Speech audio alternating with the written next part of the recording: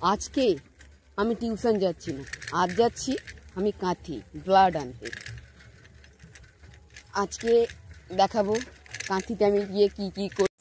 আমি এখন যাচ্ছি চাটলা। চাটলা থেকে আমি টোটো ধরে যাব পানিপারুল।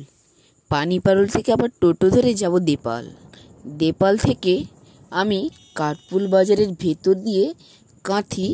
বলতে বলতে আমি কাঁথি সেন্ট্রালে পৌঁছে গেছি। আর কিছুক্ষণের মধ্যে ক্যানালপাড়ে পৌঁছে যাব।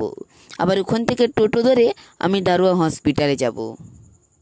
এটা হচ্ছে ক্যানালপাড়ের কালী মন্দির।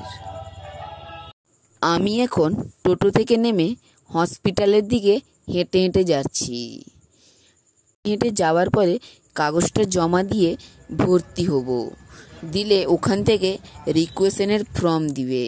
এই যে হাতে আমার দেখতে পাচ্ছ, এটা হচ্ছে রিকোয়েশনের ফর্ম। এইটা নিয়ে গেলেই ব্লাডটা দেবে। এই যে সিসি দেখতে পাচ্ছ, এতে ব্লাড দুটো ভরে রাখতে হবে। ওই যে সিসি দুটোতে দিদি আমার নাম আর রেজিস্ট্রেশন নাম্বারটা লিখে দিলেন। এটা হচ্ছে হসপিটালের গেটের সামনে। প্রায় 10-20 জনই ব্লাড নিতে এসেছিল।